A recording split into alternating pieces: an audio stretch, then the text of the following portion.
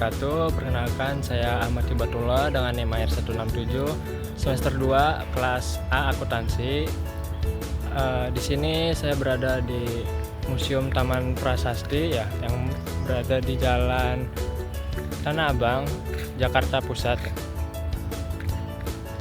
Pada kesempatan ini saya akan memperkenalkan Museum Taman Nasional berupa prasastinya, peninggalannya, dan patung-patungnya gitu.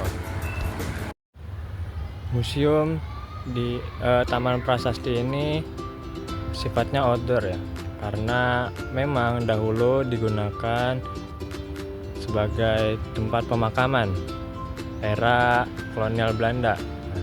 Jadi tempat ini dulunya digunakan sebagai pemakaman tokoh-tokoh penting sejak akhir abad ke-18 era Belanda.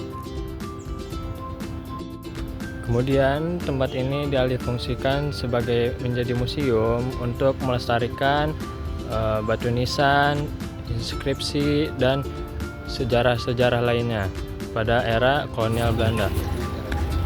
Awalnya pemakaman ini untuk umum ya, bernama Kebun Jahe Kober.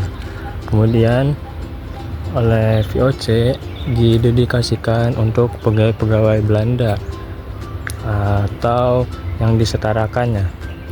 Bahkan setelah kedaulatan Indonesia berpindah dari Belanda ke Jepang, pemakaman ini juga tetap bergengsi ya untuk tokoh-tokoh terkenal, pejabat, dan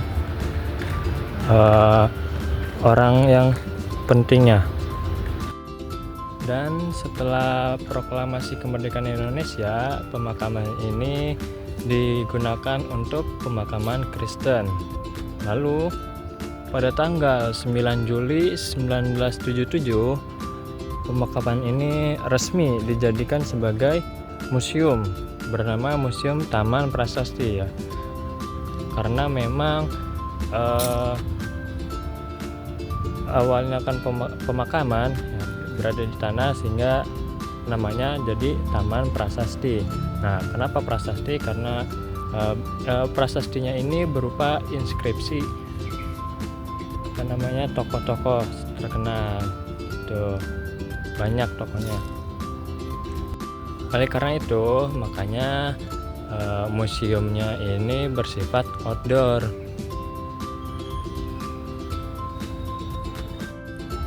Ya, kawasan pemakaman ini merupakan salah satu yang tertua di Jakarta. Salah satu tokoh terkenal yang berada di sini itu seperti Olivia Mariamne, yang merupakan istri dari Gubernur Jenderal Inggris Thomas Stamford Raffles. Di sini juga terdapat peninggalan sejarah lain seperti kereta pemakaman era kolonial Belanda yang berada di sana. Lalu juga ada patung-patung pemakaman seperti itu, dan juga ada makam tokoh-tokoh yang terkenalnya. Nah, biasanya itu bentuknya seperti itu dan lebih jelas gitu. Prasasti atau inskripsi pada batu nisan itu biasanya memuat nama tokoh, lalu tanggal lahir dan tanggal wafatnya, dan kemudian kadang ada yang kutipan. Nah, ini menggunakan bahasa Latin ya, atau bahasa Belanda. Nah, ini salah satu makam atau prasasti ya, atas dasar mutlak cinta suci murni selama hampir 50 tahun, hidup rukun beruntung, suami istri Bu Ribut atau Miss Ribut ya, Miss Ribut. Ini merupakan tokoh opera terkenal tahun 1930-an. Dari kunjungan kali ini saya belajar bahwa prasasti dan inskripsi bukan hanya tulisan di batu, tetapi sebagai sumber sejarah yang menyimpan informasi informasi tentang tokoh, masyarakat, budaya, dan kehidupan di masa lalu.